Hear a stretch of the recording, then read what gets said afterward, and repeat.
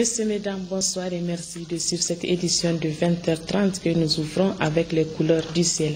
La météo prévoit des faibles activités pluvio-orageuses en cours de nuit sur l'Ader et le nord de la région de Tillabéri. La météo, c'est dans une présentation de Mahamadou Adamou Maïga.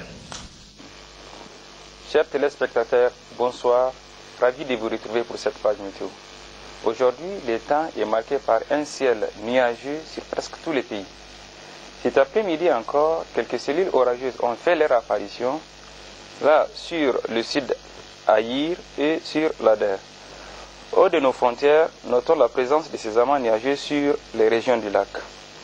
Cette situation va évoluer et nous prévoyons en cours de nuit des faibles activités pluvio-orageuses sur l'Ader et le nord de la région de Tillabéri. Et un peu plus à l'est, des tendances orageuses sur le sud Manga. Et pour la matinée de demain, c'est un ciel nuageux qui est attendu sur presque tous les pays. C'est tout pour cette page météo. Au revoir et à demain, Inch'Allah. Et puis ce communiqué du secrétaire général du gouvernement, le président de la République, chef de l'État Issoufou Mahamadou, a signé un décret portant promotion au sein des forces armées nigériennes et de la gendarmerie nationale. Au terme de ces décrets, sont promus au grade supérieur au titre de l'avancement normal les officiers des forces armées nigériennes et de la gendarmerie nationale dans le non-suivi pour compter du 1er juillet 2015. Forces armées nigériennes, service de santé au grade de médecin lieutenant-colonel, les médecins commandants Ali Bandiari Murtala Mohamed, matricule au A bar-SM. Sidibé Saleh Sidibé Madani, matricule au A bar-SM. Gendarmerie nationale au grade de capitaine. Le lieutenant Ousseini Batouré, matricule au A bar-SM. Après un communiqué de la CENI, la Commission électorale nationale CENI a tenu une session plénière à l'effet d'examiner et adopter le chronogramme des élections 2015-2016. Les projets de chronogramme ont été proposés à la plénière par la sous-commission administrative et juridique de la CENI, prévoyant les scrutins séquentiels suivants. 1. Élection locale, élection présidentielle, premier tour couplé aux législatives, élection présidentielle, deuxième tour. 2. Élection présidentielle, premier tour couplé aux législatives, élection présidentielle, deuxième tour et ensuite les élections locales. À l'issue des débats en plénière qui se sont déroulés dans la sérénité, la plénière de la CENI, tenant compte des délais constitutionnels liés à l'organisation des élections présidentielles et législatives et au regard de la disponibilité du fichier électoral qui sera transmis à la CENI au meilleur des cas le 31 octobre 2015, ainsi que des défis d'ordre juridique et financier, a décidé par consensus de retenir et de transmettre au gouvernement le chronogramme qui commencera par les élections présidentielles, premier tour couplé aux législatives, suivi du deuxième tour des présidentielles et des élections locales. La suite de cette édition sous l'égide du réseau des instances africaines de régulation de la communication RIAR, le Conseil supérieur de la communication du Niger organise depuis ce matin un séminaire régional sur le thème accès aux médias en période électorale. L'objectif de ce séminaire est de contribuer à l'organisation d'élections libres, honnêtes et transparentes à travers une régulation indépendante, équitable des médias en période électorale. Hamani Saini, Mariam Dakou pour plus de précisions. Ce séminaire régional qu'organise le Conseil supérieur de la communication du Niger sous la houlette du réseau des instances africaines de régulation de la communication RIARC s'inscrit dans le cadre de la mise en œuvre des activités prévues dans l'axe 3 du plan d'action 2014 à 2015 de ce réseau panafricain. Ce séminaire tombe à point nommé dans la mesure où certains pays membres du RIARC ont organisé des élections présidentielles, législatives ou municipales. Il n'y a pas de cela si longtemps. Dans la catégorie de ces pays, je peux citer les cas du Mali, du Togo, du Bénin et de la Mauritanie. D'autres pays les préparent activement pour la fin 2015. C'est le cas du Burkina Faso et de la Centrafrique, dans un contexte de transition, c'est important de le souligner, du Maroc en septembre prochain, de la Guinée-Conakry, de la Côte d'Ivoire et de la Tanzanie en octobre 2015 et en début 2016, ça sera le tour du Niger, du Bénin, du Tchad, du Cameroun et du Burkina Faso d'organiser aussi des élections. Comme vous pouvez le constater, en 2015 et 2016, l'agenda électoral est très chargé en Afrique. Et comme j'ai l'habitude de le dire au cours des missions d'information et de contact du RIAC, en Afrique, les élections, au regard des appétits qu'elles aiguisent et des passions qu'elles déchaînent, s'apparentent à des virages dangereux ou à tous les moins des tournants décisifs. C'est conscient des enjeux politiques, économiques et sociaux des élections pour nos différents pays que ce séminaire sur le thème accès aux médias en période électorale est initié et organisé. En période électorale, moment par excellence de grande crue médiatique, les instances de régulation ont principalement pour rôle de réguler les flux d'informations générés par la communication politique. Elles ont la charge d'une part de veiller au bon traitement de l'information électorale par les professionnels des médias et d'autre part de garantir l'accès équitable aux médias, surtout ceux du service public, des candidats et des partis politiques en compétition. C'est pourquoi le réseau des instances africaines de régulation de la communication a jugé nécessaire et utile de renforcer les capacités de ses membres en la matière à travers l'organisation du présent séminaire. La rencontre qui nous réunit aujourd'hui a pour objectif donc de contribuer dans nos pays respectifs à l'organisation d'élections libres, honnêtes et transparentes à travers une régulation indépendante et équitable des médias. Plus spécifiquement, elle entend renforcer les capacités de nos différentes instances en matière d'accès équitable des médias en période électorale. Elle vise aussi à partager les expériences de nos pays sur cette question, de renforcer la coopération bilatérale entre les différentes instances et de partager l'information et la documentation sur le cadre légal et réglementaire régissant l'accès aux médias en période électorale. Le thème central de ce séminaire sera donc introduit par une communication inaugurale sur les directives pour la couverture des élections par les médias audiovisuels. Puis il sera décliné en 4 sous-thèmes qui seront traités au cours des sessions. Ce séminaire qui durera 2 jours à travers les modules qui seront développés permettra à coup sûr aux régulateurs des médias africains d'identifier les bonnes pratiques et les difficultés qu'ils rencontrent lors des élections et par la même occasion trouver des solutions afin d'y remédier. Ouverture ce matin à Niamey d'un atelier parlementaire sur la transparence dans le financement des partis politiques au Niger. Séminaire à l'intention des membres du réseau parlementaire de lutte contre la corruption soutenu par l'Association nigérienne de lutte contre la corruption section Transparency. Des précisions avec Jocelyne Amoussou et Salif Garba. Par cette rencontre, il s'agit de promouvoir la bonne gouvernance dans le financement des partis politiques. Et quoi de mieux que le réseau parlementaire de lutte contre la corruption et les infractions assimilées pour s'approprier l'initiative soutenue par l'Association nigérienne de lutte contre la corruption, section Transparency International, par le biais du projet de prévention de la corruption et pour la promotion de la transparence chez les parlementaires et les partis politiques. Un projet financé par la Fondation nationale pour la démocratie, NED. La corruption politique a pris une certaine ampleur au Niger durant ces dernières années et mérite donc que l'on s'y attarde avec une attention particulière à l'approche des prochaines échéances électorales. La tenue de cette série de journées de réflexion et de ce séminaire parlementaire seront les détonateurs pour déclencher les actions judicieuses à venir. Et nous comptons sur vous pour qu'ensemble, nous boutons la corruption hors du Niger. Le réseau parlementaire de lutte contre la corruption, aguerri de ces questions pour 2 ans de lutte acharnée pour susciter le changement de comportement, trouve un soutien de taille et se dit plus que déterminé dans ce combat.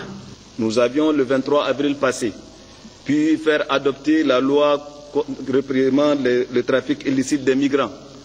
Nous sommes en chemin pour faire adopter la loi portant création de la ALCEA qui, comme vous le savez, été institué par un décret présidentiel.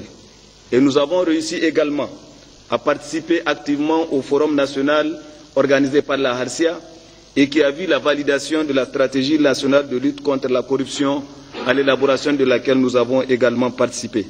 C'est dire, mesdames et messieurs, que notre réseau, on peut le dire, est actif. Notre réseau est déterminé à participer, tant que cela est possible, à trouver, comme je l'ai dit, les moyens de lutter contre la corruption. Ce phénomène doit être dans toutes les priorités et doit être placé devant la priorité du gouvernement et des acteurs que nous sommes. Pour joindre l'acte à la parole, le président du réseau parlementaire de lutte contre la corruption exhorte à élaborer une planification commune en appui à la ALCIA, haute autorité de lutte contre la corruption et les infractions assimilées. Le réseau, qui dispose déjà d'un plan d'action commun, élaboré de concert avec l'Association nationale des journalistes anticorruption. Et puis notez que la ministre en charge de la population a procédé ce matin au lancement de la mission de suivi de l'installation de la campagne agro-silvopastorale hydraulique au titre de la région de Niamey. C'était en présence du gouverneur, des conseils techniques du président de la République et du Premier ministre, cadres techniques, autorités administratives et communales, religieuses et coutumières. Le compte rendu avec Abba Moussa Touman et Issoufou Samaïla. La salle de réunion du gouvernorat de Niamey a servi de cadre au lancement de cette mission. Autorités administratives, communales, cadres et techniciens et toutes les notabilités de la région de Niamey ont pris part à cette rencontre. Une rencontre qui s'articule autour de 3 objectifs selon Dr Mekibi Kadidiatou Dandobi. Nous voudrons, dans un premier temps, nous entretenir avec les populations de la région de Niamey sur l'installation de la campagne, tout et faire le point spécifiquement sur la situation agricole et pastorale, les points d'eau, le reboisement, les récupérations des terres, les fixations des dunes, les épisodes, s'il y en a, que Dieu nous en garde d'inondation. Le deuxième objectif, nous souhaiterons échanger avec les populations sur les programmes d'urgence de septembre 2015 à juin 2016, notamment la diversification des cultures irriguées et l'appui à la campagne pastorale. Et enfin, troisième objectif, il s'agit d'échanger avec les populations, toutes catégories confondues, sur les questions de l'heure, sociopolitiques et économiques, questions liées à la sécurité nationale, au recensement pour l'élaboration du fichier électoral et tout autre chantier en cours d'exécution. La ministre en charge de la population a également demandé aux responsables techniques, politiques, administratifs et aux élus locaux d'édifier les populations avec des informations constructives afin que soient consolidés davantage les acquis de tolérance, de solidarité, de paix, de fraternité, de travail et de vision vers le progrès, idéaux chers aux plus hautes autorités du pays. Dr Mekibi Kadidiatou Dandobi a enfin souhaité qu'il serait important que les éléments de réponse soient apportés aux populations par rapport aux doléances formulées par la population des 5 arrondissements en décembre 2014 sur ce qui a été fait et ce qui est en train de se faire. Auparavant, le gouverneur Hamidou Garba Mamadou s'est réjoui de la venue de cette mission, car selon lui, ceci prouve l'intérêt que le gouvernement accorde au monde paysan. À travers cette mission, a-t-il ajouté, le souci du chef de l'État a été exprimé, à savoir les Nigériens nourrissent les Nigériens. Notons enfin que les visites de terrain débuteront demain avec le 5e arrondissement. Niamey abrite un séminaire sous-régional sur les techniques et méthodes pertinentes de formation dans le domaine de l'alphabétisation et l'éducation non formelle des filles et des femmes. C'est la ministre de l'enseignement primaire qui a présidé la cérémonie d'ouverture de cette rencontre dans les locaux de l'INDRAP. Le compte rendu avec Saïn Ismaël Ibrahim et Issoufou Nomo. En 2013, l'Institut de statistique de l'INDRAP a dévoilé que 59 millions d'enfants n'étaient pas scolarisés. Parmi eux, la majorité étaient des filles, soit 54%. Pour l'Organisation islamique pour l'éducation, les sciences et la culture ISESCO, en coopération avec la Fondation islamique internationale pour l'éducation, puis la Commission nationale pour l'UNESCO et l'ISESCO du Niger, l'heure est à la recherche d'une solution sous-régionale. L'ISESCO a décidé d'organiser la présente rencontre qui ambitionne de renforcer les capacités des participants et des participantes en matière de méthodologie d'alphabétisation adaptée aux filles et aux femmes, ainsi que de promouvoir les méthodes et techniques utilisés dans la région qui permettent d'atteindre les objectifs d'enseignement et d'apprentissage de manière optimale des filles et des femmes. Pour atteindre ces objectifs, les travaux de notre séminaire se focaliseront sur l'approche définitionnelle de méthodes et techniques d'alphabétisation, la typologie des méthodes et techniques, analyse de leurs forces et de leurs faiblesses, et sur les critères de sélection des méthodes et techniques adaptées aux filles et aux femmes. Tout comme pour les gouvernements de Ouagadougou, Abidjan, Bamako et Lomé, Niamey se félicite d'une telle initiative qui vient soutenir ses efforts en la matière. Dans l'enseignement primaire, le taux brut de scolarisation en 2013 était de 74% pour les filles contre 89,5% pour les garçons. Dans l'enseignement secondaire, il était de 12,8% pour les filles contre 19,1% pour les garçons, et au niveau de l'enseignement supérieur, il est moins de 1% pour les filles contre 2,7% pour les garçons.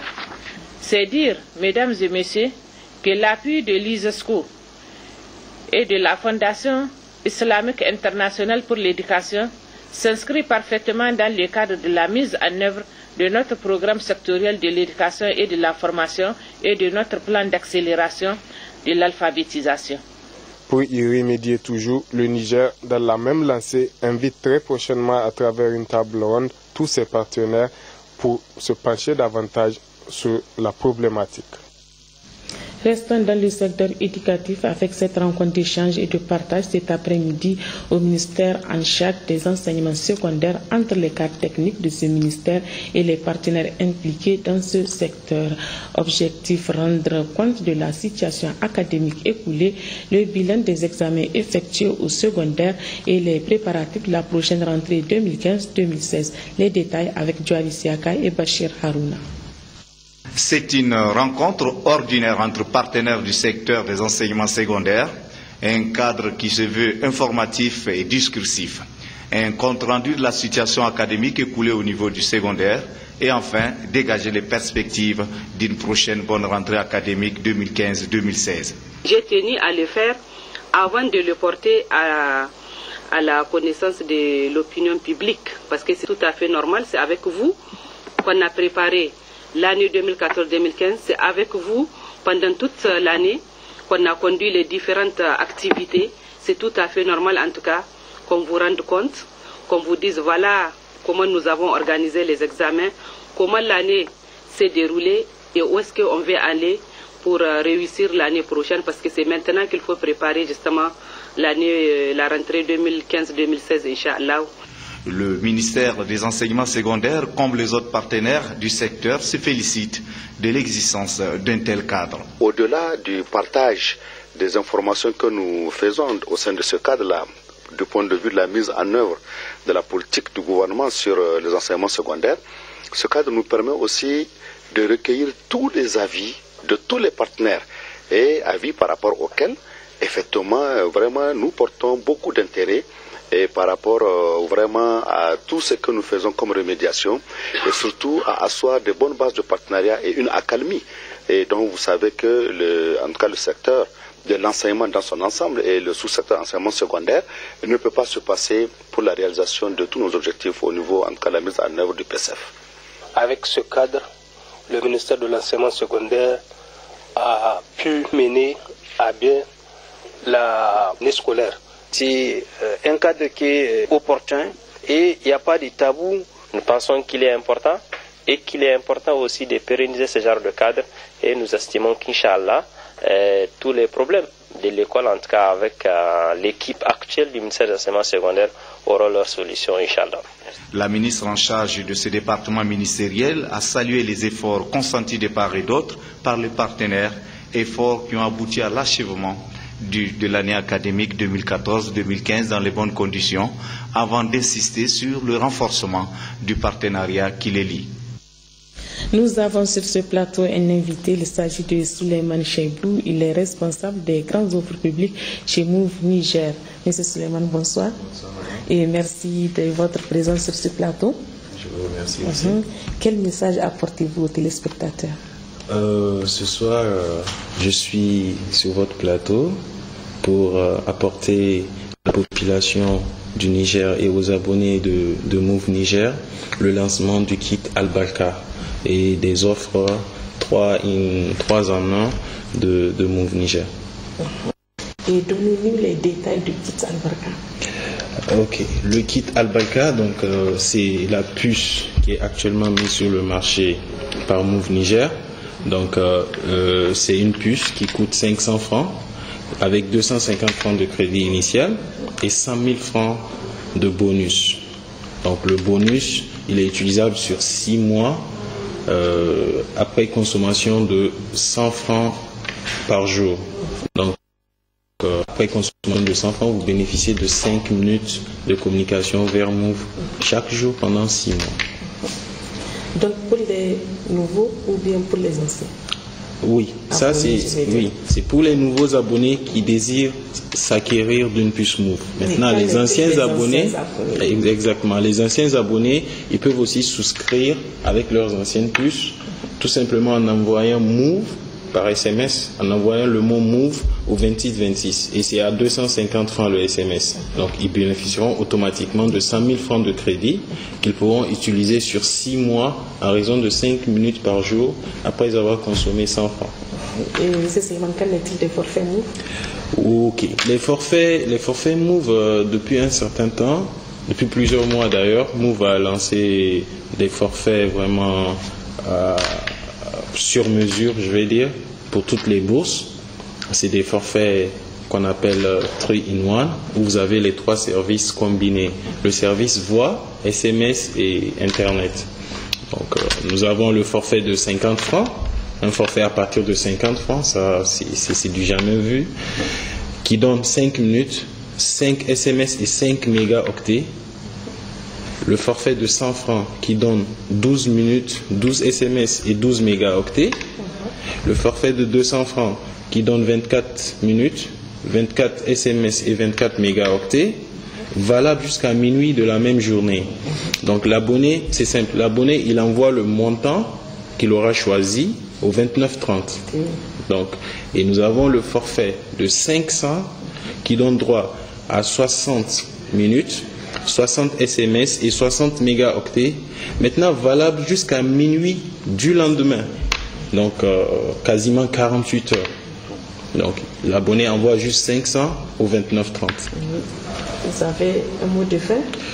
Oui, mon mot de fin, c'est d'abord vous remercier pour cet entretien sur la télévision nationale et ensuite exhorter tous ceux qui n'ont pas encore une puce Move de s'acquérir du kit Albarka. Et ceux qui ont déjà une puce Move, de souscrire tout de suite par SMS au 2626. Il y a 100 000 francs de crédit quand même qui vous attendent. Jamais vu. C'est vrai, c'est du jamais. Exactement. Et merci à Move Niger pour le kit Albarka. Je vous remercie aussi, madame. Vous seulement rester avec nous pour la suite de cette édition.